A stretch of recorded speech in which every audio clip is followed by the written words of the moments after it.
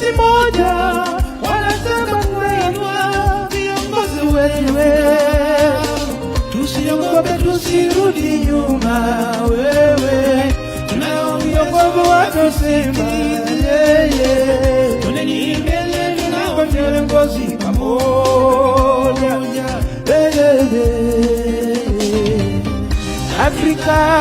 Africities, endeni tujiunge, Kisumu pacho, Kisumu dala. Well, from east to west, we have the power to rise.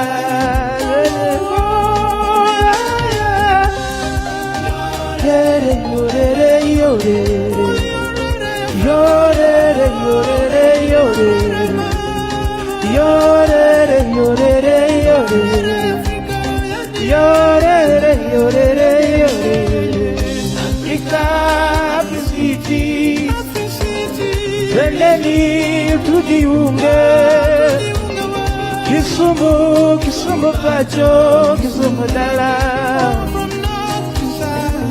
From east to west, we have cities.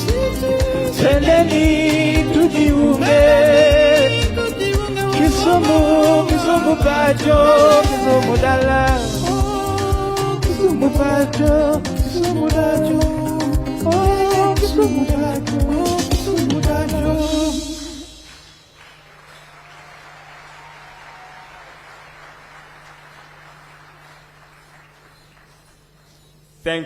Thank you so much to our production team, the Permanent Presidential Music Commission, and the Kisumu County for that well-elaborate theme song. Let's applaud them with a more loud applause. Thank you. Your Excellency, allow me now to request we focus on the screens for video messages.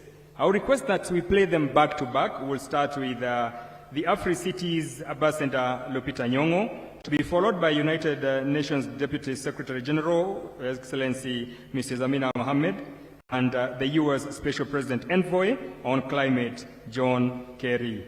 The video messages.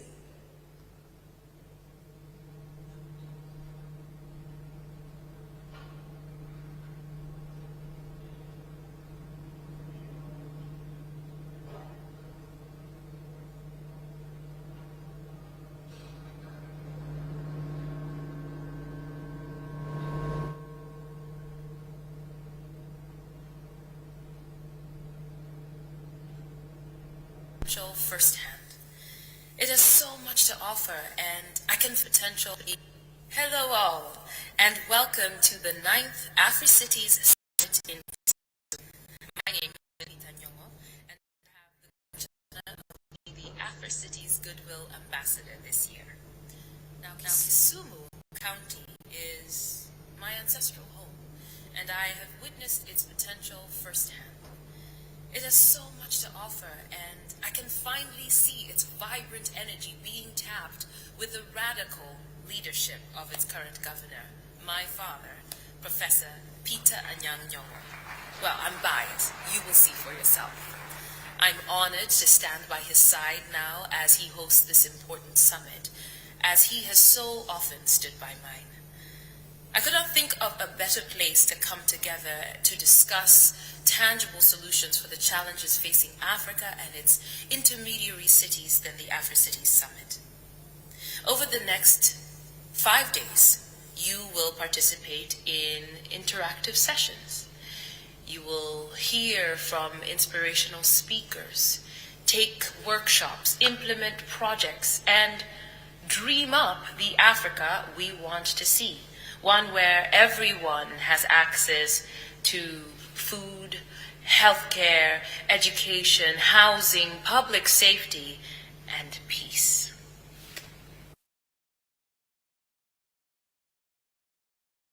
On this journey with you from afar as we lay the groundwork for Africa's renaissance.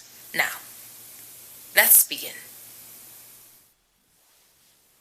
Your Excellency Uhuru Kenyatta, President of the Republic of Kenya, Your Excellency Macky Sall, President of the Republic of Senegal, Your Excellency Musa Faki Mohammed, Chairperson of the African Union Commission, Your Excellency President Olusegun Obasanjo, Excellencies, friends and colleagues, it is my great honor to address the opening session of the Africities Summit.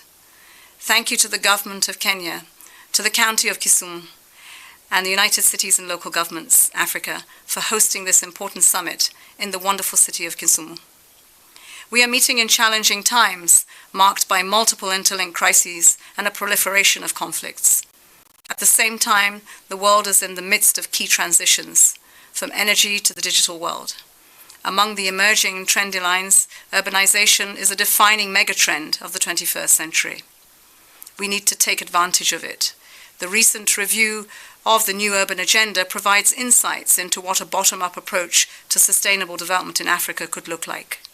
Recognizing the centrality of the New Urban Agenda to other global agendas, notably our efforts to combat climate change. Acknowledging that COVID-19 has deepened inequalities and elevated the importance of cities. And addressing the gaps in capacities and financing countries face to achieve the sustainable urbanization. Africa is projected to have the world's fastest growing urban population over the next 30 years. Cities are producing more than 60% of GDP in Africa, and the rapid trend of urbanization across the continent offers new opportunities to accelerate economic and social transformations. Equitable, inclusive, and prosperous cities need to harness the full potential and participation of all citizens, especially women and our youth. The power of community action, especially youth action, which is our most important and dynamic human resource, can make a difference.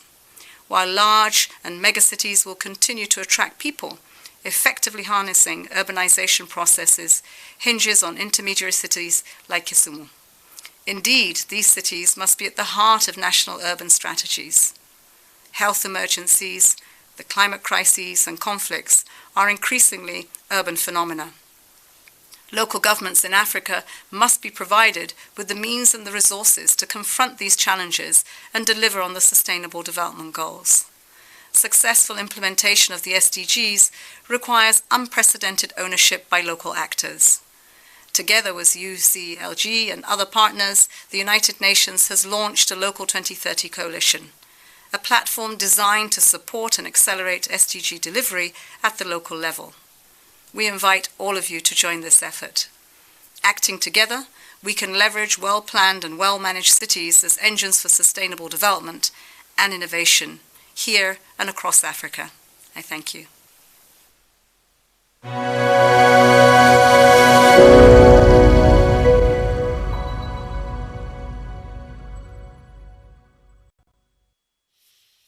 Hello, everyone, and thank you for the opportunity to share a few thoughts as you gather for this year's United Cities and Local Governments Africa Conference. To the presidents, mayors, and everyone else who has gathered for this meeting, thank you for your leadership and your dedication to this issue. It's fitting that you are all gathering some 6 months before Egypt will host COP27 in Sharm el-Sheikh, and that you'll focus the world's attention on the tremendous risks and opportunities ahead for Africa's growing cities of all sizes. I'm particularly grateful that you're shining a light on the role subnational actors can and frankly must play in the climate fight. Local leaders and community groups have always helped lead us forward on this issue, ever since I can remember being part of helping to organize the first Earth Day in 1970.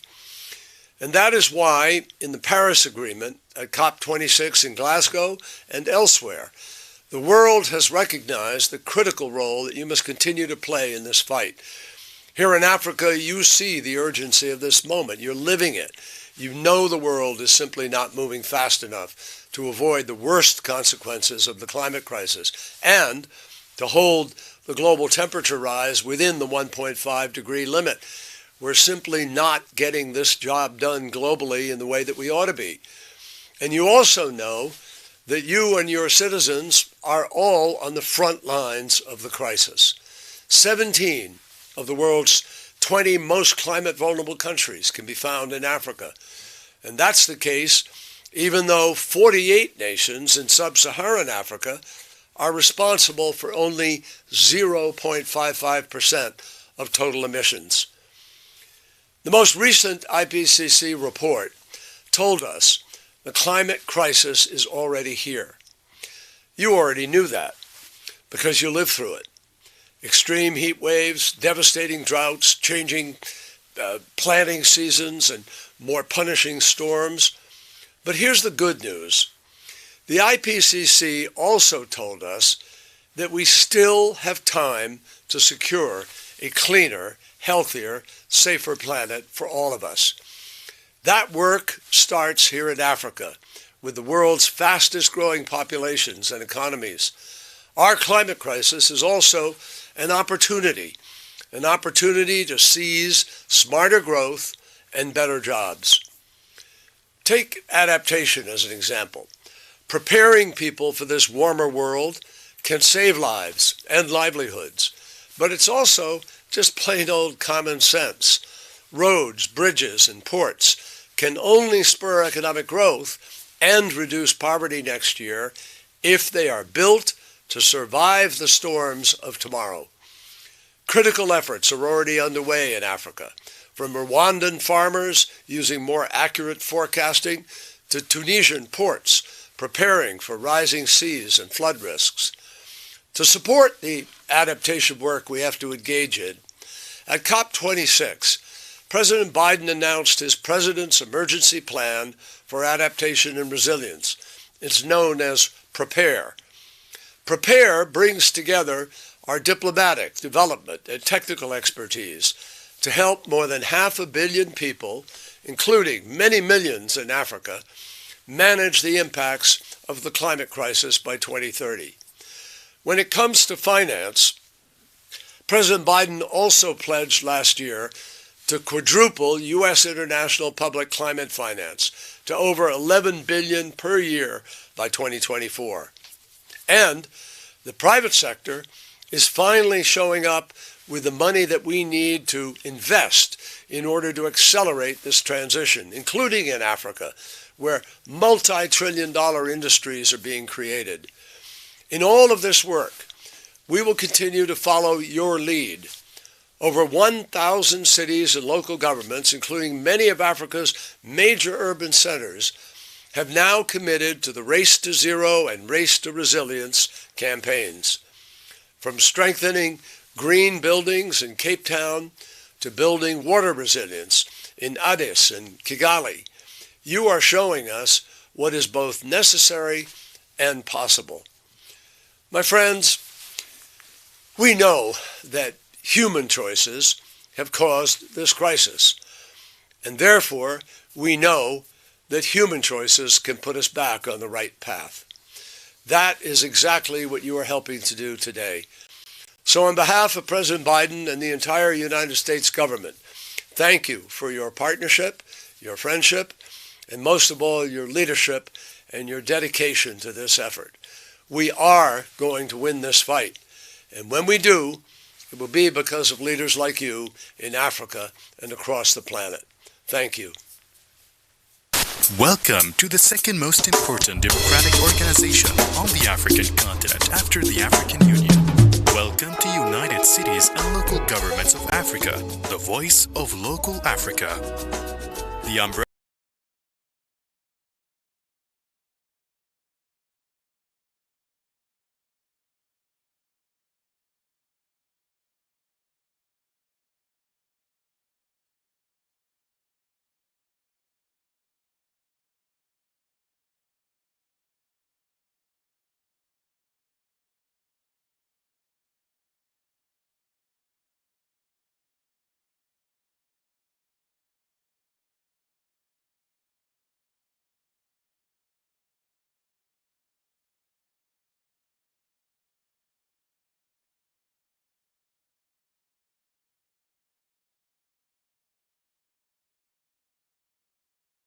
represents nearly 350 million African citizens. The vision of UCLG Africa is building African unity and driving African development through the grassroots. GADDEPA lays out the objectives of the organization: promote decentralization, structuring local government associations, building an Africa of peoples and territories, organize exchange platforms such as the Africities Summit, the Governance, Advocacy, and Decentralized Development Program for Africa. GADDEPA is the strategic vision for UCLG Africa, which aims to build Africa from the roots.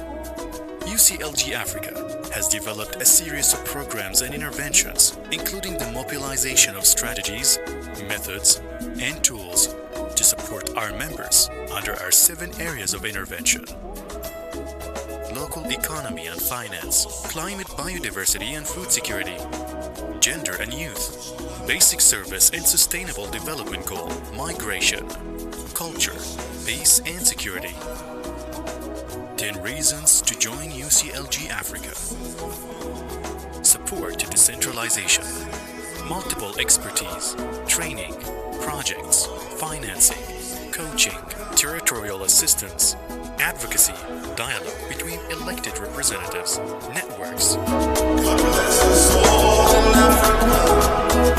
Welcome to United Cities and Local Governments of Africa, the voice of local Africa.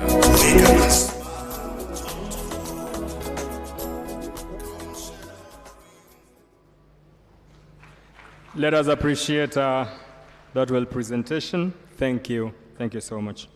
Your Excellency, with your permission, allow me, with all humility and my singular duty, to invite the Chairperson of the African Union Commission, His Excellency Mausa Faki, to make his remarks. Welcome, Your Excellency.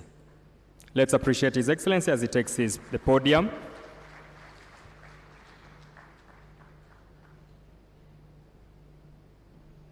Welcome, sir.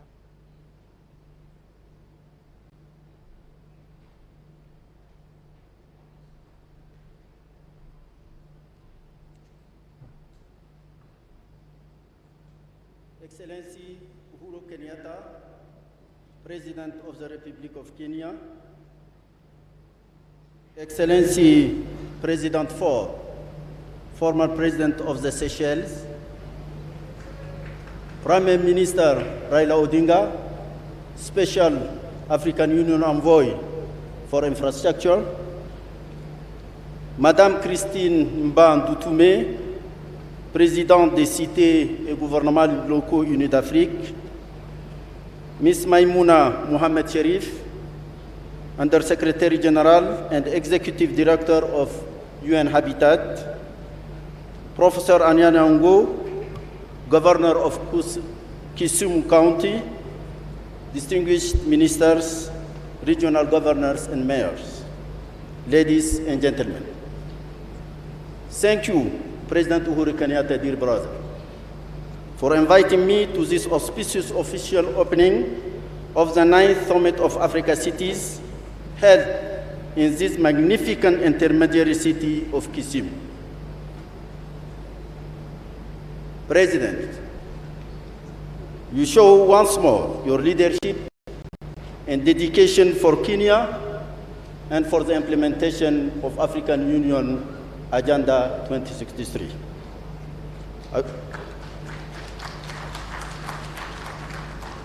And thank you for encouraging me to speak English.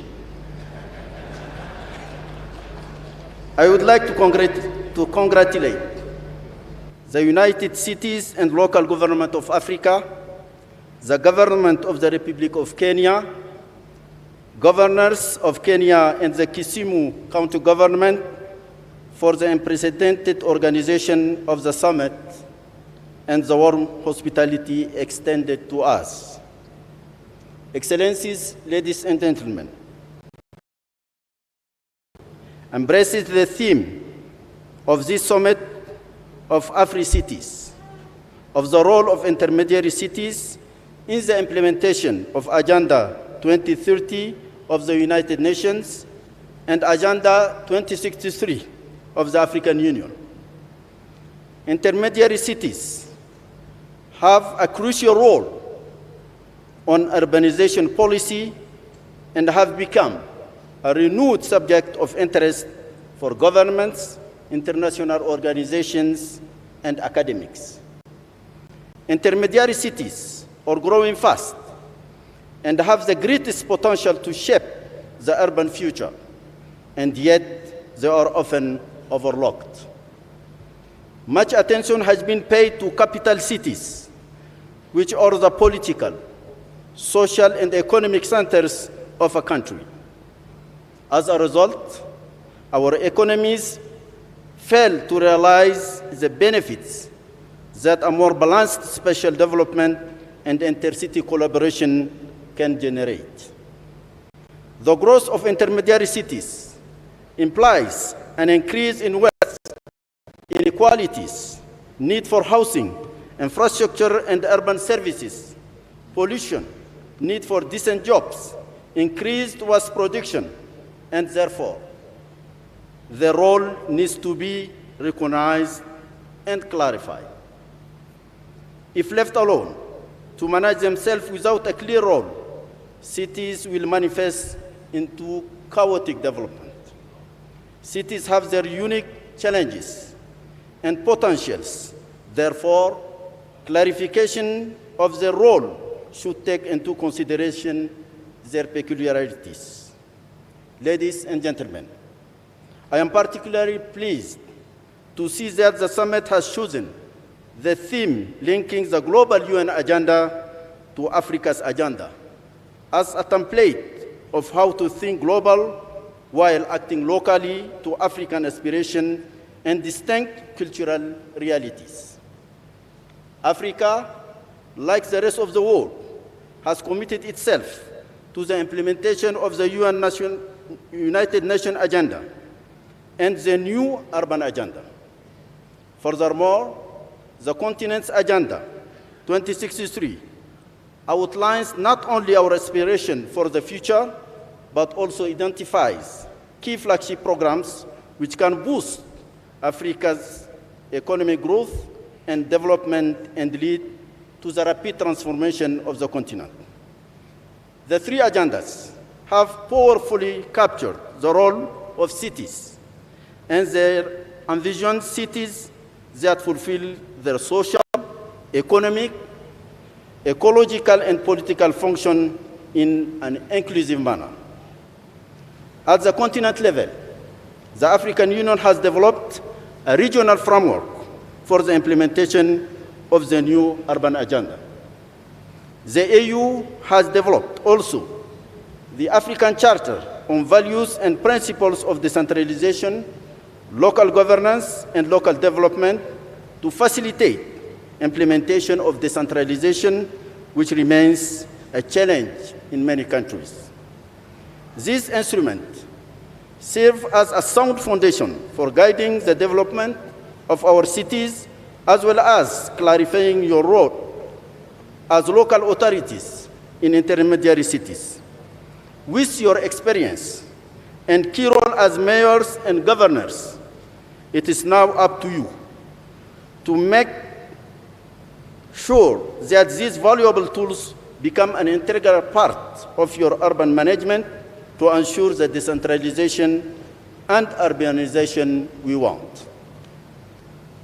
As you deliberate here on the shores of Lake Victoria, which is both a trade route, transnational water highway for cities beyond Kisumu, it is also a reminder of the impacts of climate change on our lives and livelihoods.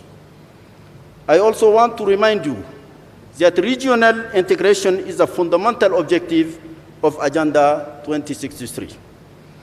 The African Free Trade Area Agreement, AFCFTA, can be seen in action here in Kisumu, a vibrant city that trades with neighboring counties and countries, facilitating the free movement of goods and people for the shared prosperity far beyond the shores of Lake Victoria.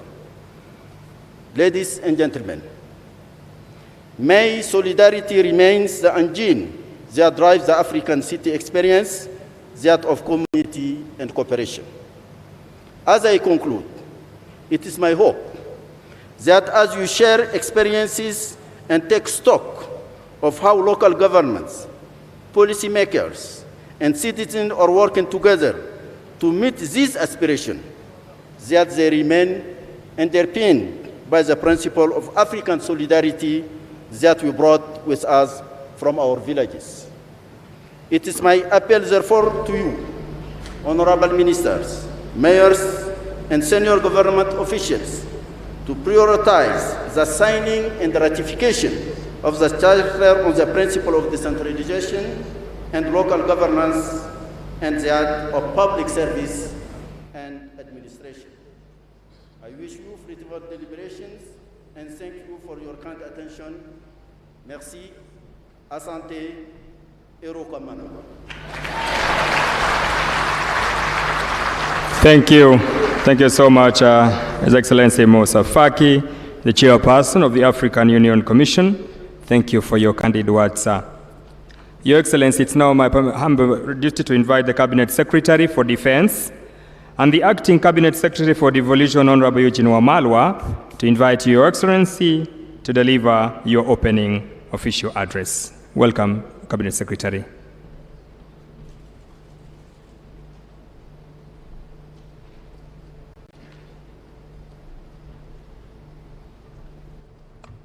Your Excellency, the President of the Republic of Kenya, Your Excellency Musa Faki, the Chairperson of the AU, who has really captured all the protocols here that I wish to adopt. Ladies and gentlemen, may I take this opportunity to welcome you all to Kisumu County and Kisumu City, and to join my brother, Professor Anyang' Nyong'o, the governor of this great county, who has welcomed you here, and with whom I'm the co-host. And I want to say that I have a very long speech here. My role really was just to welcome you all, and to welcome His Excellency, the President, to speak to you. But I noticed when Maimuna was speaking, there was a lot of excitement when she talked about the possibility of having a woman president someday. And my guest sitting next to me were asking me, why are people so excited in Kenya? So I was saying, if you are Kenyan, I would have asked you, are you strangers in Jerusalem? Because yesterday something historical happened in our country. And Your Excellency Musa Faki, you are special envoy for infrastructure, the Right Honorable Raila Odinga nominated a woman known as Martha Karua to be the next Deputy President of the Republic of Kenya. That informs you why there's so much excitement in Kenya today. Then, apart from Maimuna, as she was speaking, I noticed a lot of excitement again when Amina Mohammed, Her Excellency, the Deputy Secretary General, spoke about intermediary cities and urban centers being the engines of economic transformation of Africa, of growing Africa from the bottom up. So someone asked me, why are people excited about that? Because we have an election coming around the corner. When you speak about bottom up, it might mean something very different, but I don't think that is what Amina Mohammed meant. She was saying the true meaning of bottom up is devolution. It's bringing more resources down to our counties, to our subnational governments, and turning them into engines of socioeconomic transformation of our country and our counties. And under the leadership of President Uhuru Kenyatta, that is what we have been doing in Kenya for the last 10 years. And we want to welcome you so that we share with you our experience in devolution and in decentralization. And that is what we'll be doing in the course of today.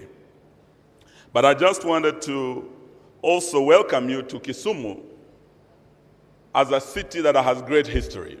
Many of you, maybe for the first time, you are coming to this beautiful lakeside city, and you're wondering where it has been all this time. Because in Africa, we've been looking at our capital cities. Kenya was honored in 2006 to host Africities, but that was in Nairobi.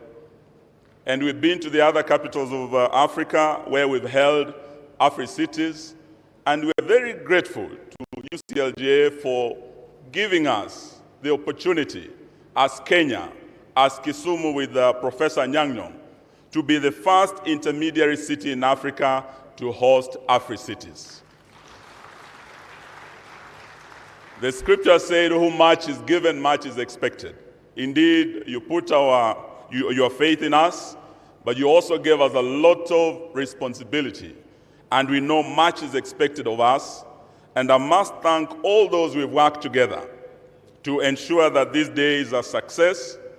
And I must thank, starting with Professor Nyong'o and his team. You have done well, Prof. If I was a voter in Kisumu, I would have said, teach tire tano tena.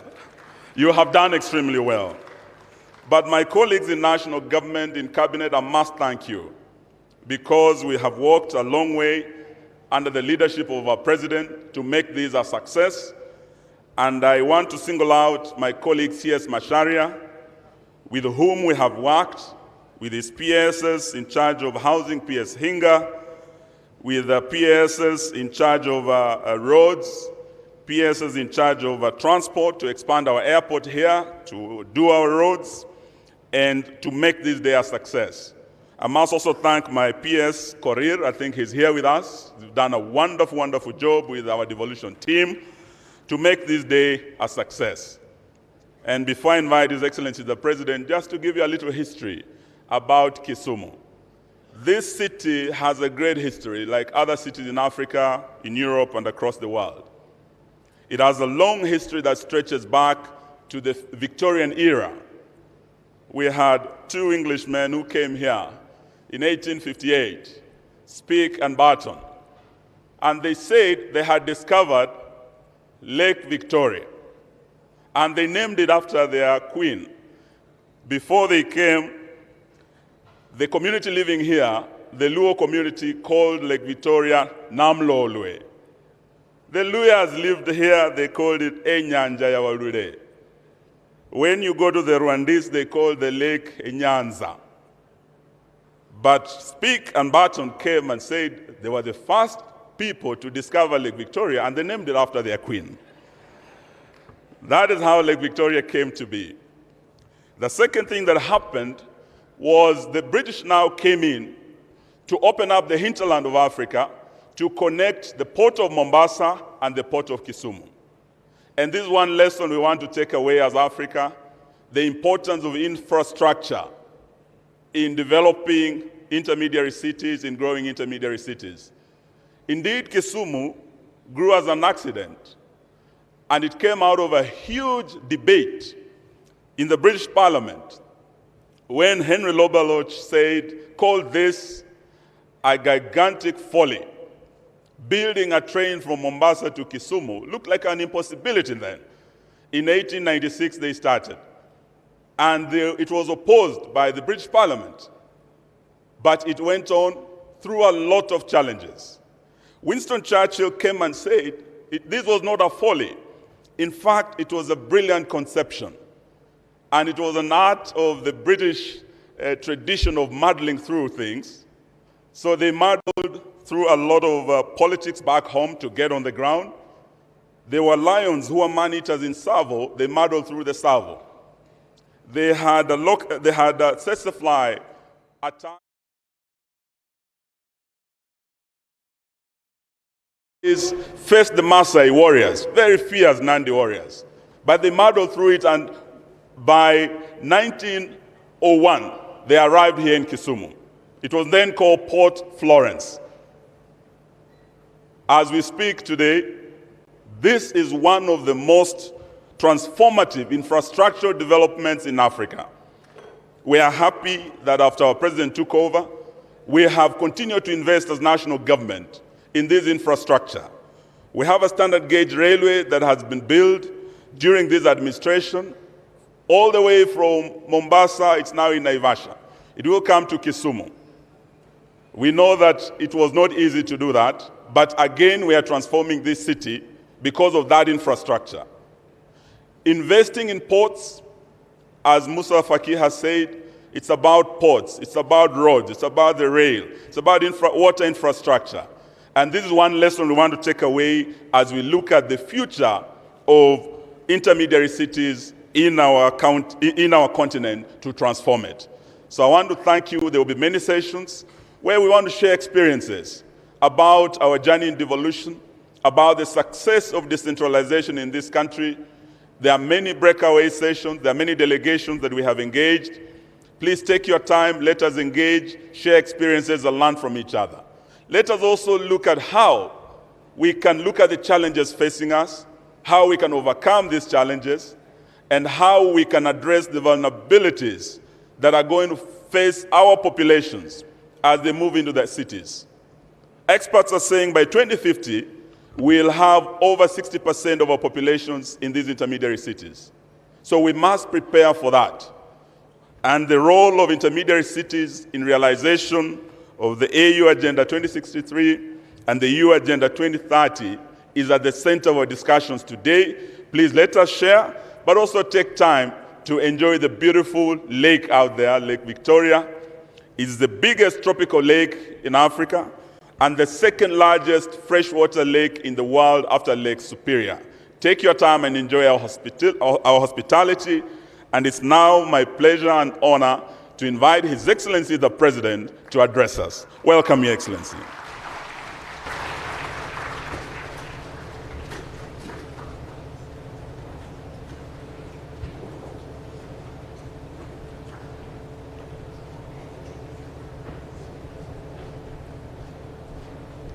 Thank you all very much. Thank you, thank you.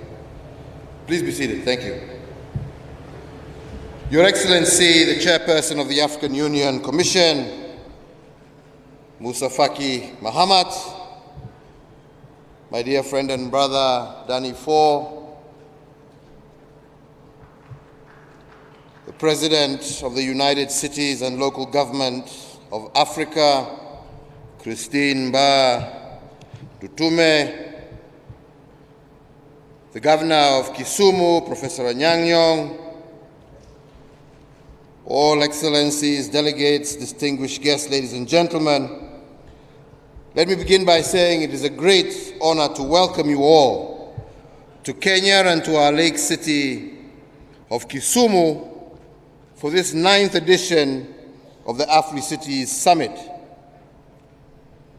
Indeed, I join everybody else in thanking the county government of Kisumu, led by Professor Anyang', and indeed the people of Kisumu for hosting this conference, and indeed for the warm reception and hospitality which I am sure they will extend to all our visitors from across the globe. We are convening here at a very unique time in the history of our region and the world, and our efforts to build our economies back from the devastating effects of COVID-19 pandemic have been slowed by a myriad of events on the international scene, events which in many circumstances have put multilateralism as we know it under immense stress. However, I do believe that this summit reaffirms our resilience and our shared common goal as brothers and sisters within the African continent of making our towns, our cities, and indeed our metropolitan areas better. We have amongst us delegates from approximately 110 countries from all over the world. And I believe that this is a summit not just of thinkers, but also of doers. And we are therefore called upon to bring tangible, practical, and sustainable solutions to the challenges facing Africa's urban areas. Recognizing that this noble goal is not a task solely for governments, we also have amongst us members from civil society organizations, representatives of our African diaspora, economic actors, policy experts, researchers, academicians, financial institutions, as well as development partners. These diverse actors all share in our objective of strengthening the role of local and regional governments in the development of our continent, as well as accelerating the integration and unity of Africa by creating linkages between nations and cities on our continent. So on behalf of the people of Kenya, I am particularly grateful to the leadership of the United Cities and local governments of Africa for choosing Kisumu as a host city for this year's AfriCity Summit, the first such intermediary city to host such a conference. For centuries, this particular intermediary city of Kisumu has been a melting pot of different cultures, a hub for trade, and a gateway into Eastern and Central Africa. And so in this context, I do invite you all to join in this continental moment of taking stock and reflecting, learning, as well as planning under this year's theme of the role of intermediary cities of Africa in the implementation of our Agenda 2030 of the United Nations and our very own African Union Agenda 2063. This year's summit is most apt as the summit comes at a time that is critical when our continent of Africa is facing rapid urbanization and the challenges of future cities are increasingly coming into sharp focus, more so after the shocks of the COVID-19 pandemic. Cities and local authorities around the world have played a key role in the response to COVID-19. They were our first line of defense. They were at the forefront of our prevention and containment measures, the vanguard of our humanitarian response, as well as taking the first steps towards building back livelihoods post-COVID.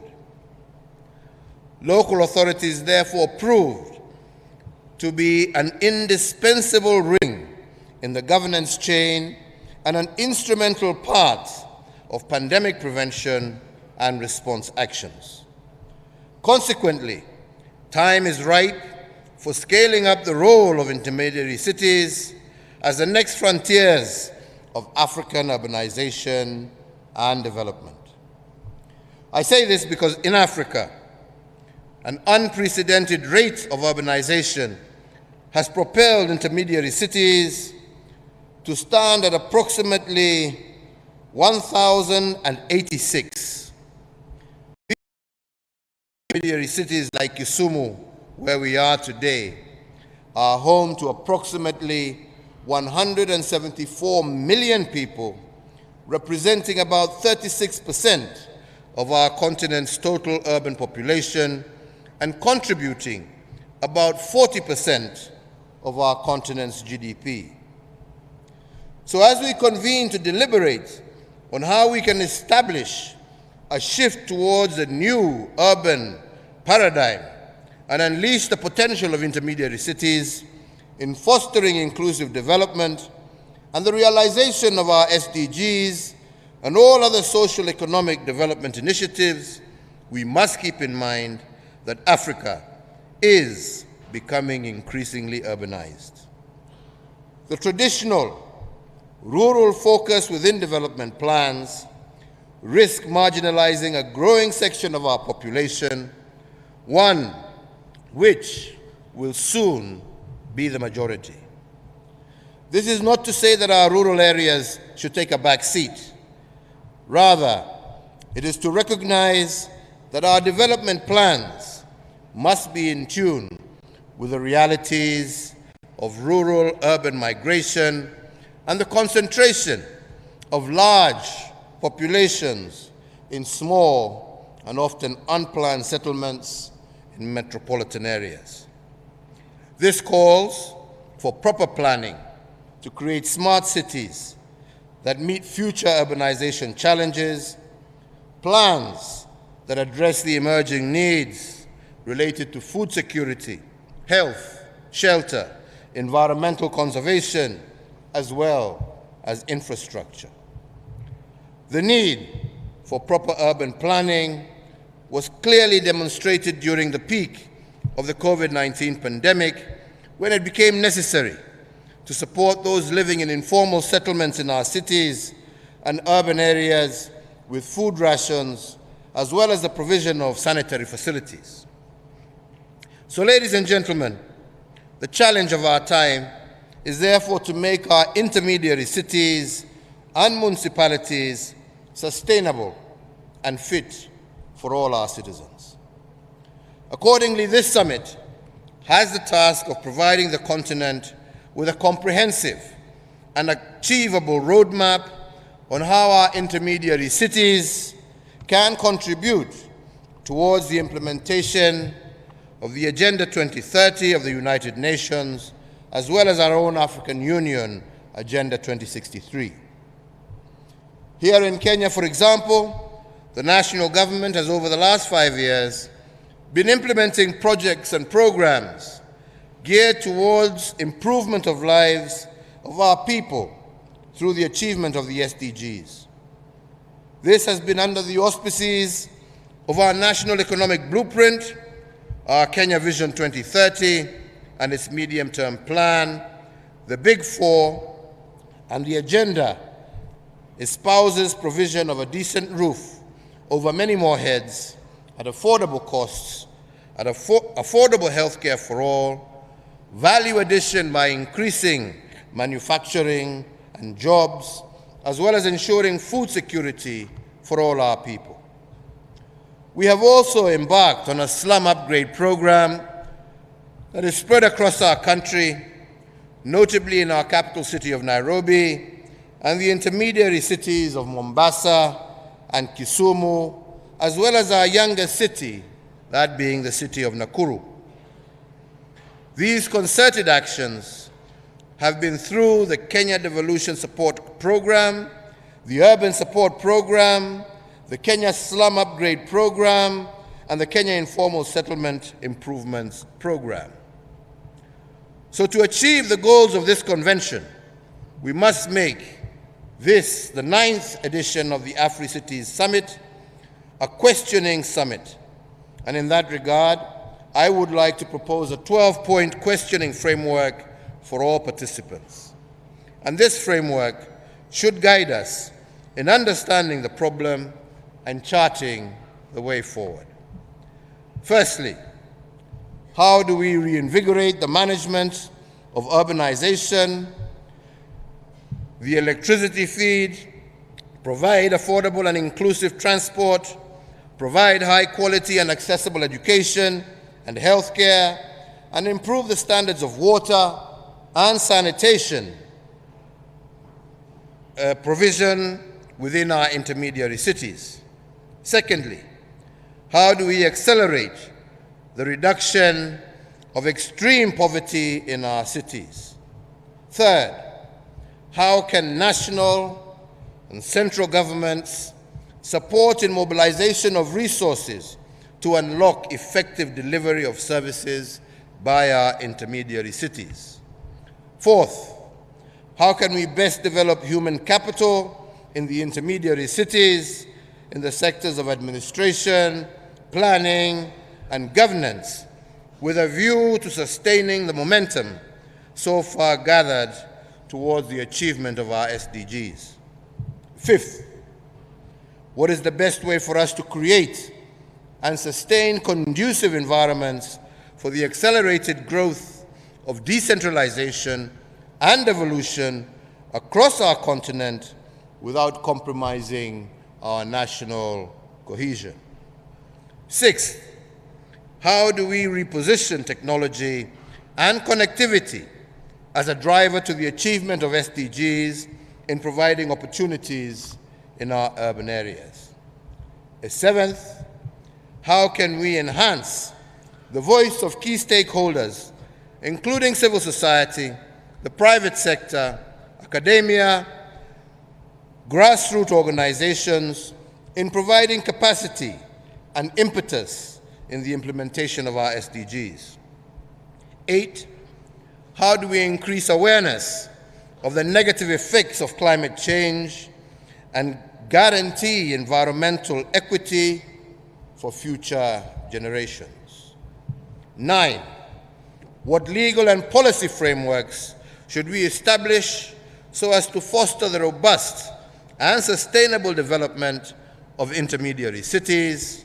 And 10, what incentives should we put in place to enhance the competitiveness of our intermediary cities as the new frontiers and hubs for innovation, trade, and tourism? 11, what critical steps can we put in place to enhance disaster management in our urban areas, including those that may deal with pandemics similar to COVID-19? And 12, as we scale up and develop our urban areas in general, and in particular our intermediary cities, what strategies and policies are required to confront the threats of radicalization and terrorism, especially in the urban areas, including our intermediary cities? So, ladies and gentlemen, as I conclude my remarks, I would like to underscore that this must be a decade of action. The time is ripe for scaling up our efforts in support of intermediary cities and also in promoting greater synergies between local, national, and international efforts geared towards accelerating the realization of our SDGs. In every community and nation in Africa, there are sayings that recognize that in unity there is strength, and there is no challenge, no matter how seemingly insurmountable, can prevail over unified and united actions. I therefore urge all of you today to unite in the face of one of the greatest challenges of our time, that through concerted and synergetic actions, Africa's intermediary cities will play their rightful role in driving the implementation of Agenda 2030 and the African Union Agenda 2063.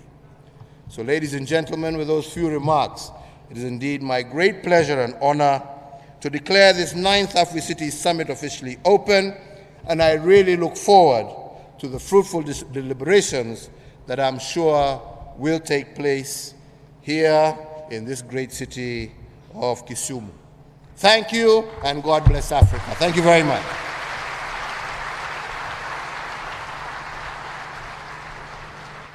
May we give His Excellency a moment as he takes his seat. Thank you.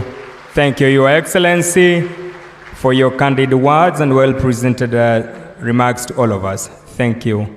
Thank you, sir.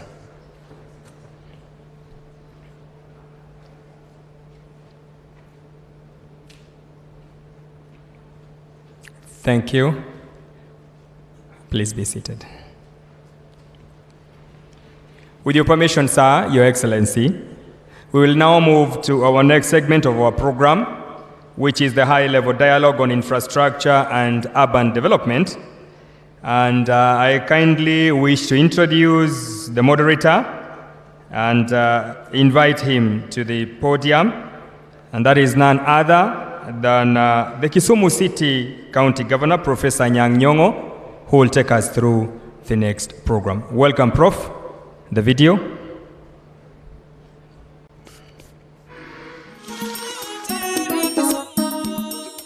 Welcome to Kisumu, Kenya's third largest city and the capital of Kisumu County. The lakeside city is a place of passion, pleasure, and fun, where humanity interacts with development, where rural hinterland interacts with the city. It is very easy to move in and out of Kisumu. The road network is top-notch. The The city is strategically placed. It is the gateway to Western Kenya and the entire Great Lakes region, thanks to Kisumu International Airport, Kisumu Port, and rail transport. The whole package for Kisumu is ready. We're ready to say we want to be a significant city in Kenya, in Africa, and in the world at large. And ready indeed for the upcoming AfriCities conference. Having a conference like that with about 8,000 to 10,000 people visiting Kisumu is a great economic stimulus. My administration, Governor, will extend to the county government of Kisumu every support in order for you to be able to showcase Kenya and Kisumu to Africa and the rest of the world. There is ample accommodation in Kisumu, from high-end hotels and resorts to guest houses and apartments. We've got several hotels that have opened up into the region. In Kisumu alone, we have 324 hotels. And they have different ratings. There are also so many magical places within and around the city, with those in the neighboring counties within reach.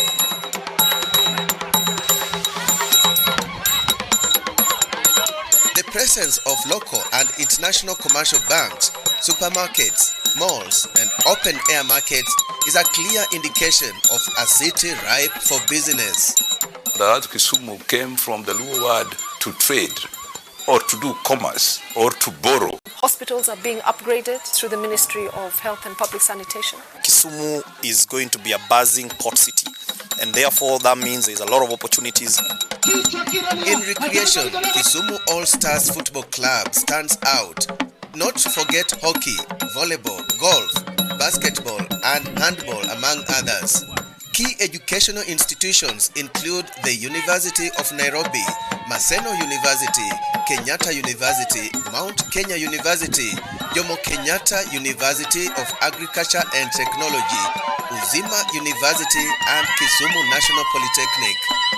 Kisumu County in general is rich in agriculture too, with rice farming and sugarcane farming contributing to the county's socio-economic growth and has room for potential investors. People are positive about investing in Kisumu in all areas. In agriculture, in industry, in manufacturing, maritime transport. Housing is a big area of investment. In tourism.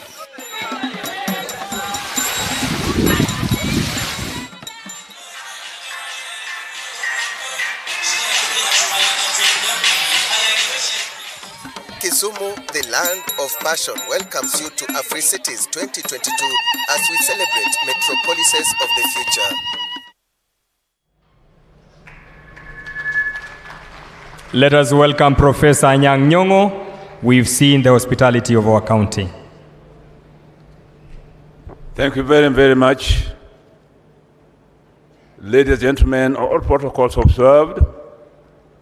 Before I call the panel, whose keynote speaker will be the Right Honorable Raila Odinga, our former Prime Minister, I'd like to confess to His Excellency the President that I was very jealous of his speech. It is professorial. And as a professor, I wished I had delivered the same speech. I'm also very jealous of my friend Eugene Wamalwa for being so spontaneous, but so factual and so analytical. I guess this cabinet has become a professorial cabinet. But let me assure you that the next cabinet of Raila Odinga and Martha Karua will be a cabinet of brains and deeds. Ladies and gentlemen, I stand here to introduce the high-level dialogue on infrastructure and urban development, whose brainchild was the Right Honorable Raila Odinga, who will lead the panel discussion. In this panel, high-level panel, we have with us as participants in this panel the Chairperson of the African Union, His Excellency Musa Faki, who has already spoken here, His Excellency Danny Faure, former President of Seychelles, who is actually a Ugandan-born citizen and is a native of East Africa, par excellence. I would also like to introduce here Madam Maimuna Mohammed Sharif. She's already spoken here, but as you know, as she was speaking, she's the Executive Director of UN Habitat, and UN Habitat has been very keenly involved in developing infrastructure in Kisumu and other urban areas. In Kenya, we have had two gurus of infrastructure.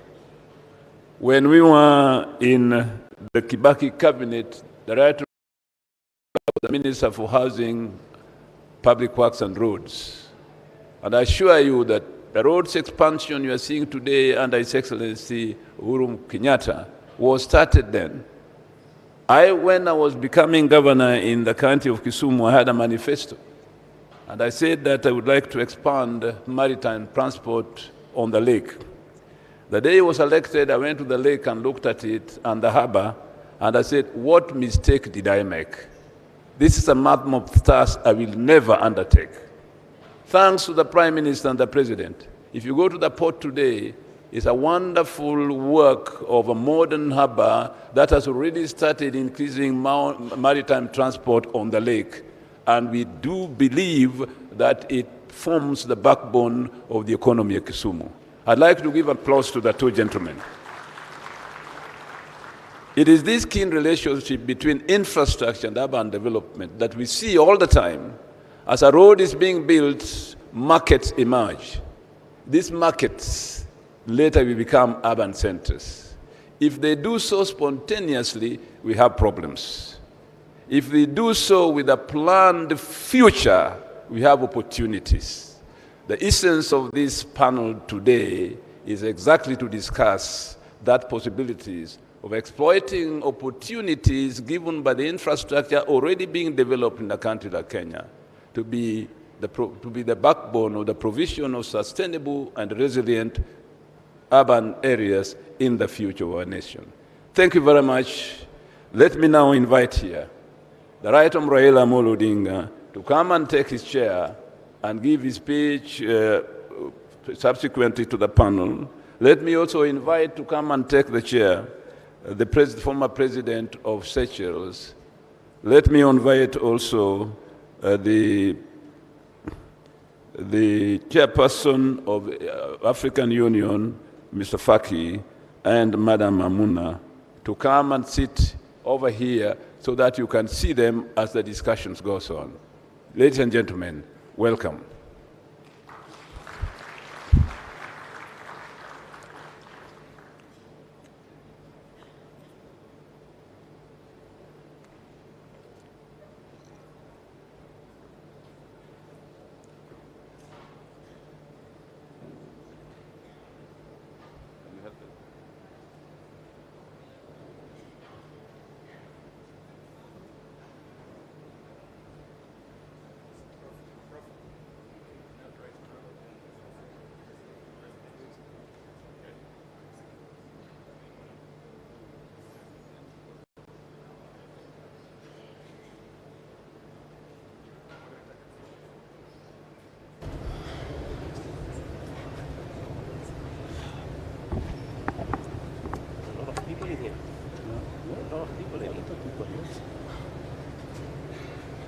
Your Excellency, President Uhuru Kenyatta, President of the Republic of Kenya, Your Excellency Musa Faki Mohammed, the Chairperson of the African Union, distinguished guests, ladies and gentlemen, good morning. I, like those who have spoken before me, equally very delighted to welcome you here to the city of Kisumu. The minister has told you that Kisumu was once called Port Florence. What he did not tell you was that Florence was the wife of the engineer, Mr. Patterson, who eventually killed the man-eaters of Savo. And she was the one who laid the last sleeper at the railway at the port of Kisumu. She was called Florence Patterson. Hence, the town was called Port Florence. Now, I'm going to just make a few remarks about infrastructure that will guide our discussion here this morning at the panel. We recognize infrastructure development as a priority key ingredient for economic development, regional trade, and integration of the continent. Infrastructure is what will make or break the continental free trade area. I was appointed by His Excellency Mr. Mohammed as the African Union High Representative on Infrastructural Development. What are my functions? I act as a catalyst to ensure that the infrastructural projects which have been identified by the African Union are implemented on a timely basis. Already the importance of infrastructure has already been mentioned. I want to say that rightfully, therefore, giving Africa a world-class infrastructure is enshrined in the African Union Agenda 2063. It is projected that by the year 2050, that is about 28 years from now, Africa's population will hit 2 billion people. Well over this, that's 50% of the 2 billion people will be youth below the age of 18, and most of them are going to be living in cities. It's therefore obvious that we are already out of time to have our cities and urban areas connected by road, rail, air, ICT, and waterways. That also means we are not prepared for meaningful industrialization, urbanization, and economic growth that all depend on requisite infrastructure. As you know, in 2018, I accepted this appointment. In the same year, the African countries agreed to establish the African Continental Free Trade Area. According to UNECA, the African Free Trade Area will increase the value of inter-African trade by between 15 to 25%. Right now, Africa trades very little with itself. It is estimated that intra-African trade is just about 15%. Inter-European trade is 70%. Inter-Asian trade stands at 50%. Even South America stands at 25%. But why does Africa trade very little with itself? Well, the major reason is infrastructure. They don't have adequate infrastructure that connects these African countries. As an example, Kenya lies on the East African coast. Next to Kenya, there's a country called Central African Republic. Between Kenya and the Central African Republic, there's only South Sudan. Yet, for Kenya to trade with the Central African Republic, you need to find a ship that will be able to take your goods across the Cape and along the West African coast, the Cameroonian port of Douala, and then by road to Bangui in Central African Republic. And the British are much faster there than you. And that's why there in Bangui, they drink Kenyan tea, Christian as English breakfast tea, or French coffee. So what we want to talk about today is what AU is trying to do. And we are dealing here with major infrastructure projects which have been identified under what we call PIDA, Program for Infrastructure Development in Africa. This consists of highways, high-speed railway network, ICT network, that is fiber optic network, the continent, the open air skies, the continent, and the waterways. These are the major projects in the continent. There are several highways that connect different African cities. You've got Dakar to Lagos, Lagos to Mombasa. You've got Cape to Cairo, Tunis to the Cape, through Khartoum to Djibouti. And there are missing links along those highways. There are several others. There are a total of 40 different highways that we're talking about. And then there's a high-speed railway network that connects different parts of the continent. An example I want to give you here is called LAPSET, the Lamu Port, South Sudan, and the Ethiopia Transit Corridor. That, when fully implemented, phase 1 and phase 2, because phase 1 is Lamu Port to Juba in South Sudan, the other one to Addis Ababa.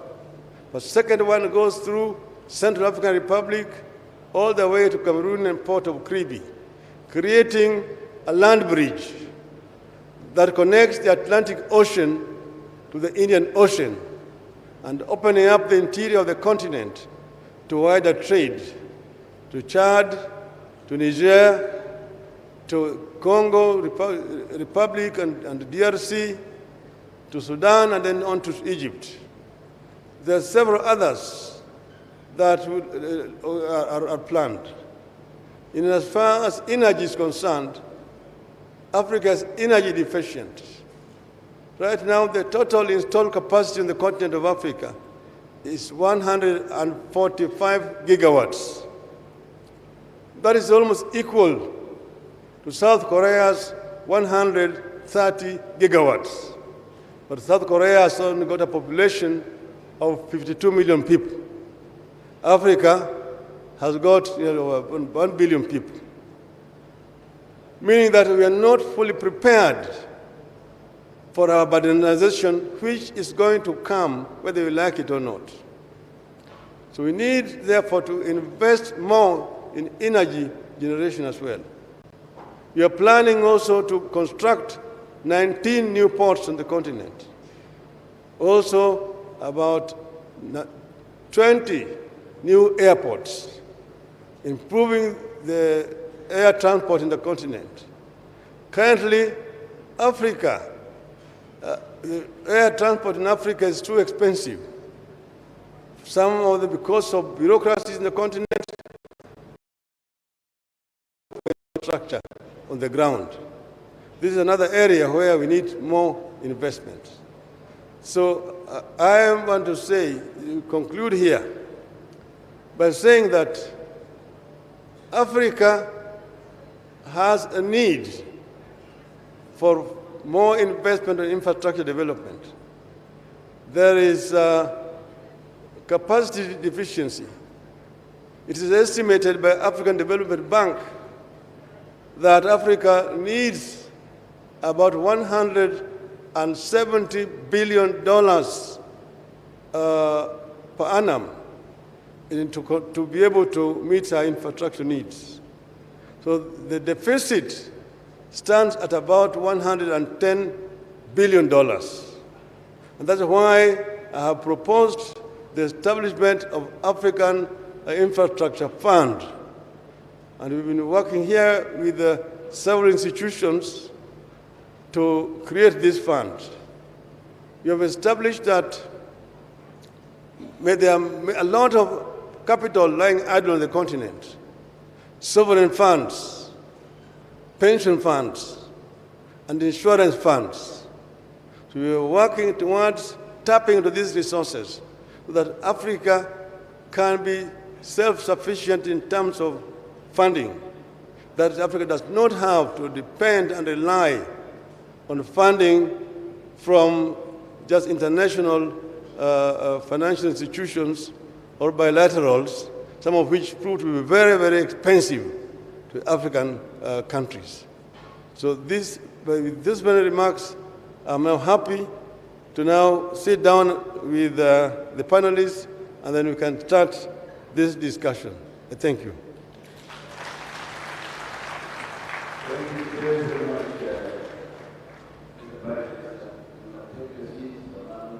Colleague, the panelists.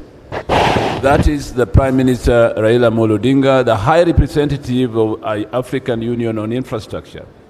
Here we have the Chairman of African Union himself, my dear friend, His Excellency Musa Faki. The first comment on infrastructure dialogue and development dialogue today, after that presentation, the Prime Minister, shall be from His Excellency Musa Faki, Chairman of AU. We shall all speak sitting here we are. You have the microphone so that we can dialogue among ourselves. Please proceed. Thank you very much. Please allow me to speak in French, and I hope there is someone who is translating. If not, Mustafa, you can proceed. Merci, Monsieur le Gouverneur. D'abord, je voudrais remercier son honorable Raila Odinga, qui a été nommé par nos soins aux représentants de l'Union africaine sur la question du développement des infrastructures. Cette décision n'a pas été prise par hasard. C'est en tenant compte du background de M. Raila Odinga que nous l'avons choisi pour ses plaidoyers importants et stratégiques pour le continent africain. Je ne sais pas s'il y a traduction. Is there any translation? C'est toi. Le développement des infrastructures sont une priorité. Je dirais même la priorité des priorités dans le continent africain. L'Union africaine a élaboré une stratégie sur le développement prioritaire des infrastructures en Afrique. À travers le NEPAD et les autres institutions africaines. Le constat aujourd'hui est que le continent est très peu connecté. Nous avons mis en place la zone de libre-échange continentale. Elle ne pourrait jamais être totalement opérationnelle si l'on ne connecte pas physiquement les États et les communautés économiques régionales. C'est la raison pour laquelle une des conditions de la réalisation de ce grand marché, qui est la zone de libre-échange continentale, sa réalisation ne peut être possible qu'en développant de manière conséquente les infrastructures. Les routes, les chemins de fer, les ports et les aéroports, l'énergie, les ITC, tout ceci demande des investissements. Même si les études sont prêtes, les plans sont prêts, le problème qui se pose, c'est celui du financement. Question sur laquelle a travaillé l'honorable Raila Odinga. Comment mobiliser les ressources? Il faut d'abord mobiliser les ressources internes du continent africain. Notamment les fonds de pension qui sont très importants. Comment mobiliser les secteurs privés africains? Et enfin, comment développer des partenariats public-privé et comment mobiliser nos partenaires extérieurs dans le cadre de doter le continent des infrastructures nécessaires. Voilà où se situe la problématique et c'est la raison pour laquelle je crois que l'honorable Raila Odinga est le spécialiste de la question et il a été chargé par l'Union africaine justement de trouver des pistes qui puissent nous permettre d'avancer sur ce dossier stratégique. Merci. Thank you very much, Mr. Chairman. Makofi Kwake, please clap for him. Thank you very much. An issue, obviously, which the Chairman has emphasized, which comes under the framework of the High Representative for the AU, and on which he has worked very hard, is mobilizing resources for infrastructure in Africa and coordinating planning across our nations, especially in the energy sector, where if we synergize and encourage our interdependence, we have plenty of potential in Africa to generate power and therefore use it as an important source of development and infrastructure. Mobilization of resources and partnership is important. In this regard, let me now ask His Excellency Danny Faure, former President of Seychelles, as a former president, what his experience was and when he reflects today, what to come together as Africa in this particular regard. Mr. President. Yeah, thank you. Thank you very much. I think, first of all, we need to remind ourselves that on our continent, we have institutions, some excellent institutions. We have also created our own 3 banks. We have the Afrexim Bank, we have the Trade and Development Bank, and of course we have the African Development Bank. And the African Development Bank, since the year 2013, has been providing to all countries on the continent data on where we are in terms of infrastructure development. In fact, the first data came out in the year 2013, and the last one was in 2021. In fact, it covered the period 2018 to 2020. I think it's important that we back our intervention based on facts and data. And these data show us where we are in terms of levels of development. The next step, and this is my opinion, it is important that Africa chooses the right infrastructure that will have the effective impact on the continent. And I want to give 2 examples here. I was recently in Botswana, where I saw a new bridge that was built. The length of the bridge is 971 meters, and the bridge crosses Botswana into Zambia, but provides a hub in terms of trade to cover 2 other countries, and this is Zimbabwe and Namibia. Now, for me, this infrastructure is strategic, is important.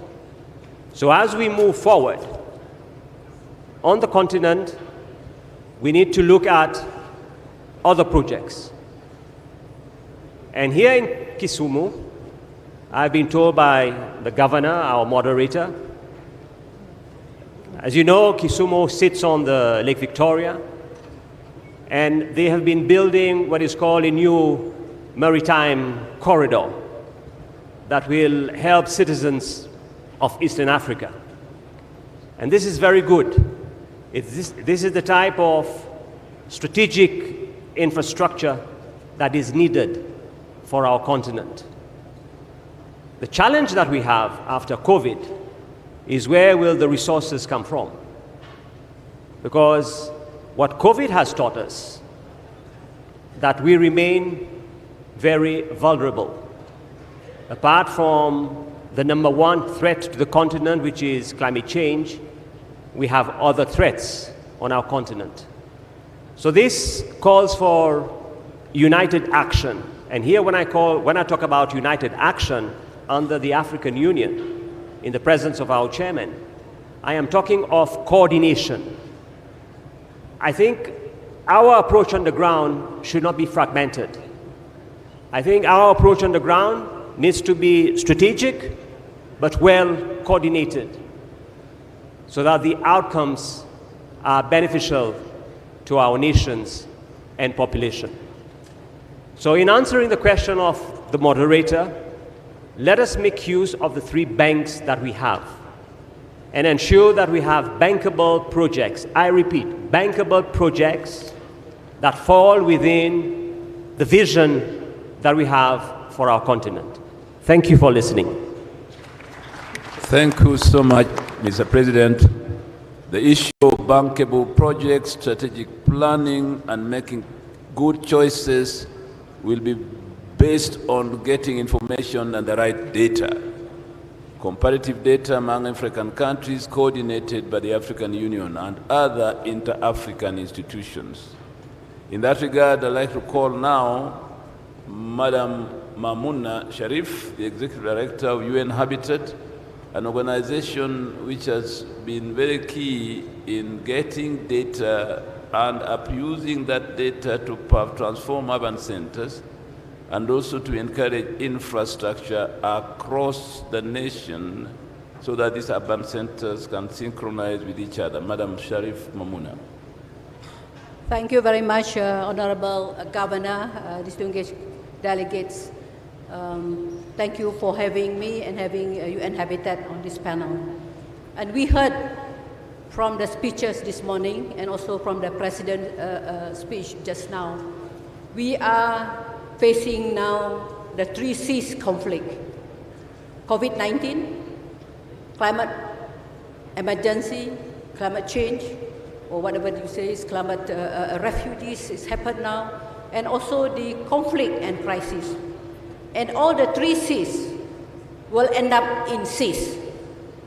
What I mean, the other C is cities, because more than 70% of the population will be in city. And city, as we know, now the theme of today's Africities is the role of intermediate city. And city also consumes 70% of the energy and also produce or emit 70% of the carbon emission. But that's not only the negative part, but cities is also a place where the concentration of talent, concentration of technology, concentration of skill, and also the economic growth, the engine of economic growth. Let me bring back to the Africa. I would like to share with you 4 points. One is in the continent of Africa and also continent of Asia. These 2 continents have a very rapid urbanization and rapid demographic. Let me share with you a few data. It is only 1 century ago, the urban population in Africa is less than 8%. But now, it's more or less 65% to 70%. And in 2020, let me share with you with data. 2020, 587.7 million of people living in cities in Africa, compared to 556.6 million in Europe. And it's also that it's expected to be 1.4 million people will live in African cities by 2050. What does this men. What is, when you hear this figure, what is the immediate thing that crosses into your mind? One is the provision of basic services.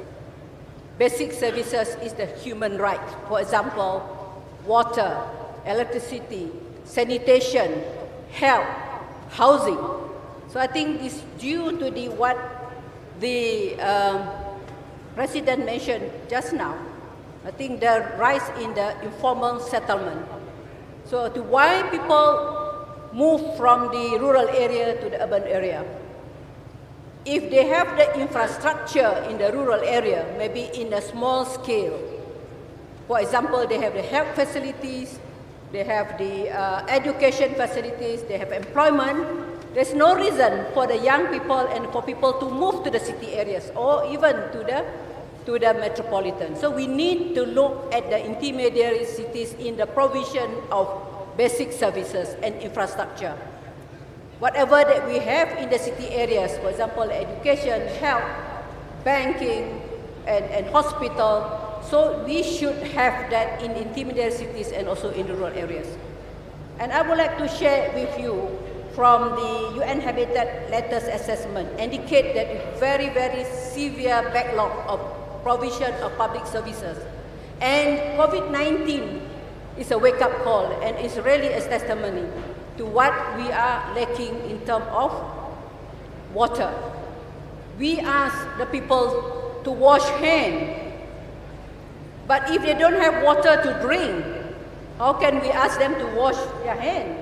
So I think this is the gap that we have in many of the African cities. I've been to Burkina Faso, I've been to Mozambique, I've been to Senegal, and Cameroon and other cities. I think the basic services is infrastructure is very, very much in needs in these cities. And it's also would like to see that there is an improvement in terms of the slum condition.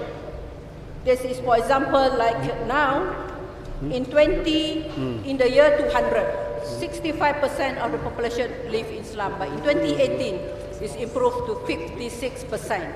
But the number increased. The number of the people living in the informal settlement increased from 800 million to 1 billion. So, first point, rapid demographic trend in Africa. Second, lead to the lack of basic services. Why is it led to the lacking of basic services? I think we heard about the speech from the President because lack of planning, unplanned and unmanageable cities, we should be linked to the urban sprawl, where there is no, we cannot see the limit, where are the cities metropolitan and it's linked to the cities. I think this is very, very crucial in Africa. My third point is that when you have unplanned and unmanaged cities, I'm very happy to hear that out of the 12 questions that asked by the President, and also in his speech, he believed in planning. I think this is very, very important to have the well-planned and well-managed cities. Due to this unplanned, there is the deficit in housing. Housing is a very, very important component because by having house and housing, it has the catalyst and as a ripple impact to other local services and to other local supply chains. Like if you have a housing development, you should have the energy, transport, mobility, electricity, education, health, and all that. So in Africa, 160 million affordable housing and adequate houses is needed today in the sub-Saharan Africa to meet the most urgent needs of urban population. So I think housing is very, very important. That's why UN Habitat's priority has been endorsed by the Executive Board, that is housing, climate change, and the localization of SDG is the main priorities for us. Let me go to the fourth things, that the gap in the financing for the infrastructure. The African Development Bank estimates that for Africa to keep up with its urbanizing towns and cities, it needs infrastructure financing 170 billion a year by 2025. This is the reality. We need 100 billion. The balancing gap is 100 billion a year. So this is also hampering the development of Africa. What is it needed? I'm very, very happy to hear the President say that we need planning. What we need is that I would like to share with you three things. One, we need a strong leadership. We have a very visionary, strong leadership which are competent, accountable, transparent, effective, and efficient. Second is the governance, either at the local level or at the regional level, at the national level. The governance must be there. And the third is the capacity. The capacity, it can be the hardware and also the software. The hardware and the software. Software is talent, technology, capacity, finance, and the hardware is, of course, the tools and the infrastructure. So I stop here. I will get any question that I will try to answer. Thank you so much, Honorable Governor. I pass back the floor to you. Thank you. Thank you very, very much, Madam Mamuna. One issue you have raised which is so important is how we harness the water resources of Africa. Both rainwater, river water, ocean water, and so on. During COVID, water became the center of our life on a daily basis. Yes, so much of it is wasted in Africa. Would it be possible to have an African Union protocol of preservation of water and its use across the continent for irrigation, for drinking, and for sanitation, as we saw during COVID? That's a question worth asking. At this point in time, I'd like to ask any member of the panel who has a comment to make, from the comment for the colleagues, or a question to raise before we move to the next.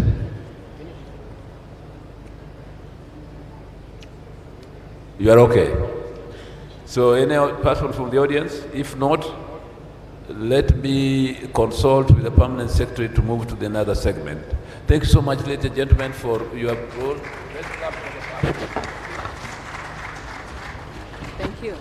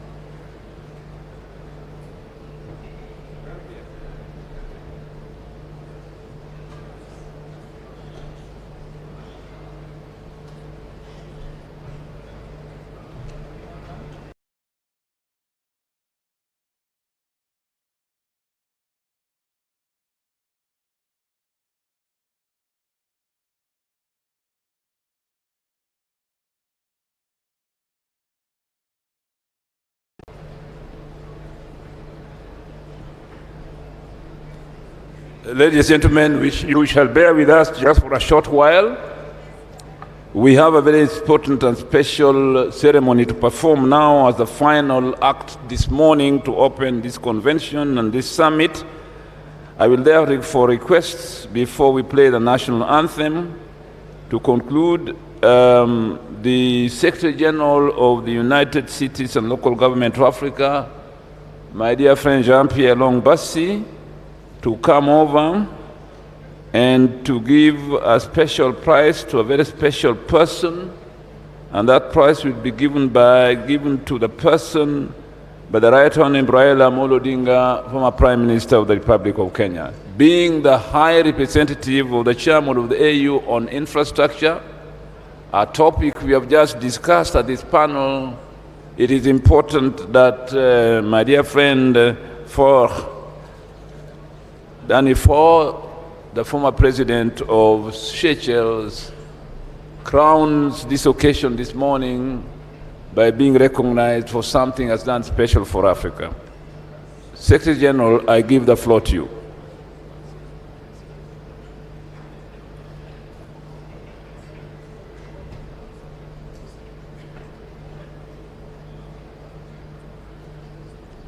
Excellency, sorry for my voice, sleepless nights.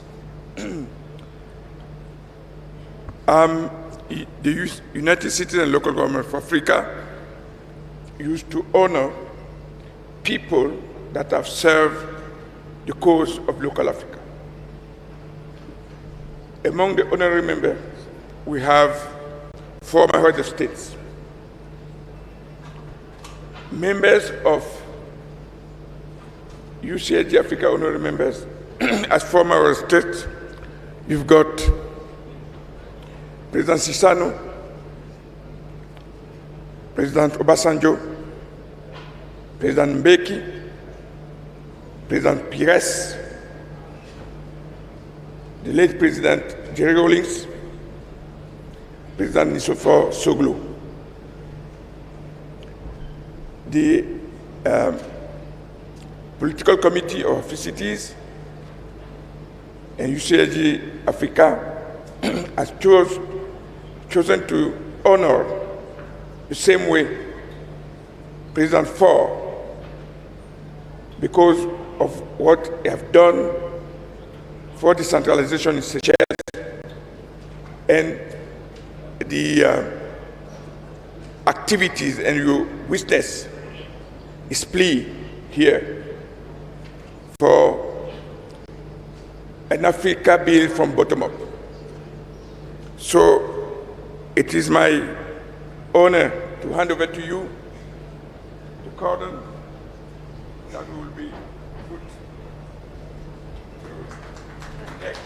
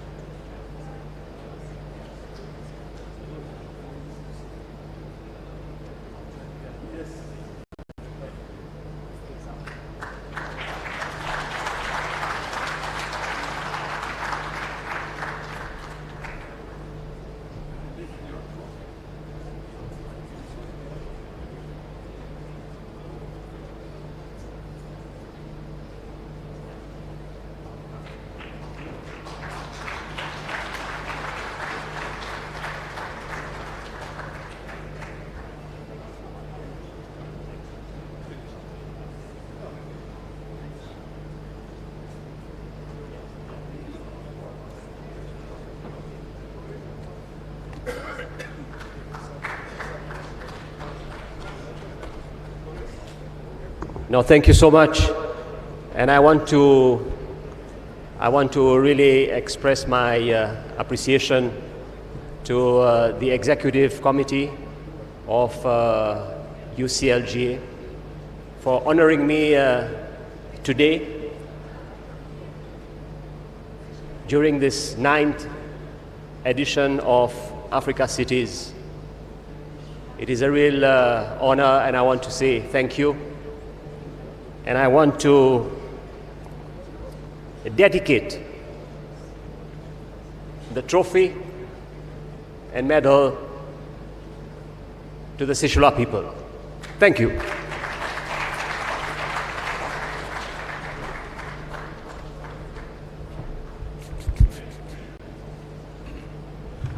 Good afternoon, everyone, again. First, I want to pass a vote of thanks for all the presenters that we've had here. First, our President, His Excellency the President, Uhuru Kenyatta, who officially opened the meeting, the Right Honorable Raila Odinga, the panelists who are here before us. We really appreciate your time and the kind words that you've said to our delegates and setting the tone of the 9th Africities Summit.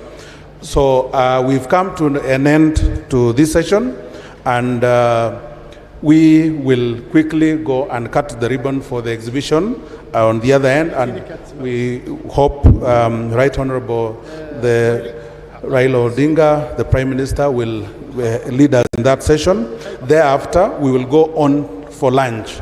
And I would like to indicate as follows: the VVIP, our lunch is set just outside here. Then the VIP and leaders of delegation, the lunch will be at the back end. There will be ushers to guide us through. And then the rest of the delegates, the lunch will be served near the exhibition ground. So thank you so much. And then this afternoon session, as is under the schedule, will start at 2:30. So the plenary halls and the meeting rooms, you will be shown by our ushers. So thank you so much and welcome.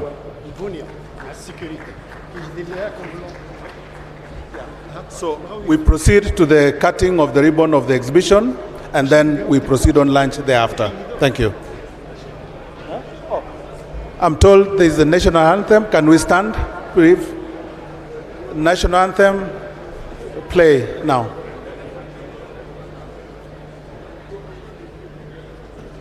Who is playing?